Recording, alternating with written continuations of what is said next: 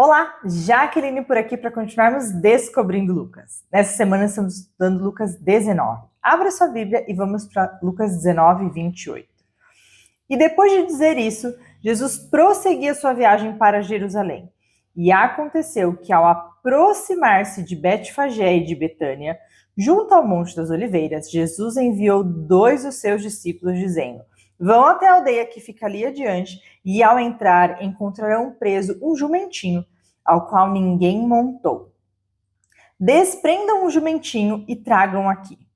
Se alguém perguntar por que estão desprendendo, respondam assim: porque o Senhor precisa dele. E indo os que foram mandados, acharam tudo conforme Jesus lhes tinha dito. Quando eles estavam soltando o jumentinho, os donos do animal disseram: por que estão desprendendo o jumentinho? E eles responderam: porque o Senhor precisa dele. Olha que interessante, imagina. Alguém está lá desamarrando seu animalzinho, é porque o Senhor precisa dele. E aí você deixa. E o interessante, antes da gente continuar essa passagem, é que se você for lá em Zacarias 9:9, você vai ver uma promessa que diria que o rei viria sentado num jumentinho. E aí a gente continua no versículo 35. Então trouxeram o jumentinho até Jesus e, pondo as suas capas sobre o animal, ajudaram Jesus a montar.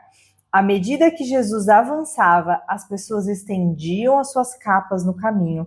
E lá em Mateus você vai ver também que eles colocavam folhas no chão, que é daí da onde vem o Domingo de Ramos, que a gente conhece que algumas pessoas fazem.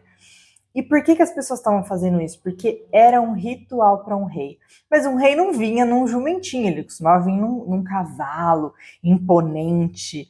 Um rei queria pompas, Jesus vem num jumentinho. Mas as pessoas ali reconhecem ele como rei, estendem as capas. E quando Jesus se aproximava da descida do Monte das Oliveiras, toda a multidão dos discípulos começou com alegria a louvar a Deus em alta voz por todos os milagres que tinham visto, e diziam: bendito é o Rei que vem em nome do Senhor, paz no céu e glória nas maiores alturas. Se você for lá em Salmo 118, 26, você vai ver um pedaço disso aqui. Mas alguns dos fariseus disseram em meio à multidão: mestre, repreenda os seus discípulos. Mas Jesus respondeu: eu afirmo a vocês que se eles se calarem, as próprias pedras clamarão.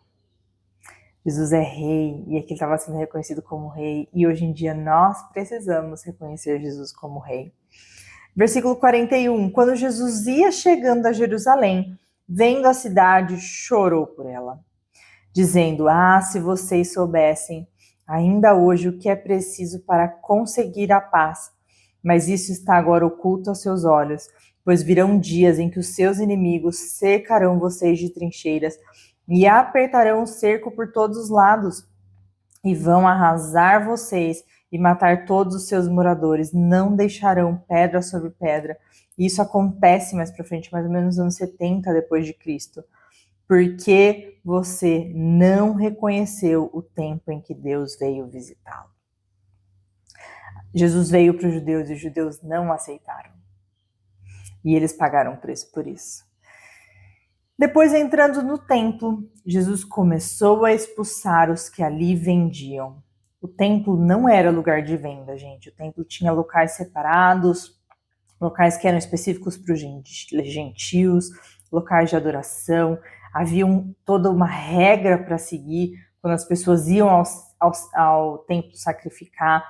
Eles deviam guardar o animalzinho por um tempo, tinha que viajar com o animalzinho, tinha todo um significado, e eles resolveram agilizar tudo isso e vendiam os animais lá no templo. Então, além deles estarem tendo lucro, proveito, eles estavam tirando todo o significado do sacrifício. Ao invés de você pegar um animalzinho sem mácula, cuidar dele, preparar ele, proteger ele.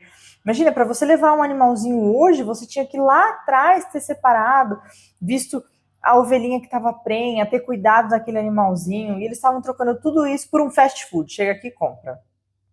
E Jesus expulsa tudo aquilo e diz: a minha casa será casa de oração, como a gente vê lá em Isaías 56:7. Mas vocês fizeram dela um covil de salteadores.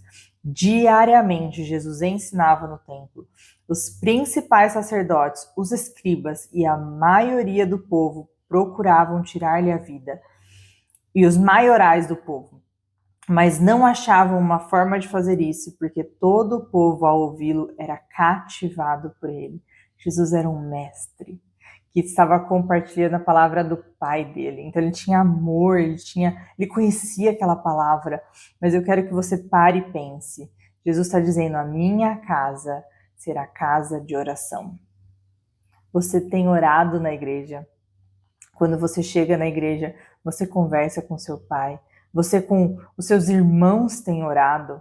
Nós temos desafiado a igreja a jejuar juntos, a fazer alguns pedidos junto como família, porque como corpo de Cristo, como igreja de Cristo, nós precisamos orar, conversar com o Pai. Com as crianças nós temos falado sobre isso, não dá para ser amigo de alguém sem conversar com essa pessoa. Não dá para ser amigo de Deus sem conversar com Ele, sem orar. Aproveite o momento em que você estiver na igreja para orar, para conversar com o Pai. Faça isso em casa também. Mas não deixe de fazer na igreja. Quando você chega, quando você está com os irmãos. Aproveite os cultos de oração online, os que tem lá na igreja. Mas lembre-se, a casa de Deus é local de oração. Nos vemos domingo às 9h30 da manhã. Até lá!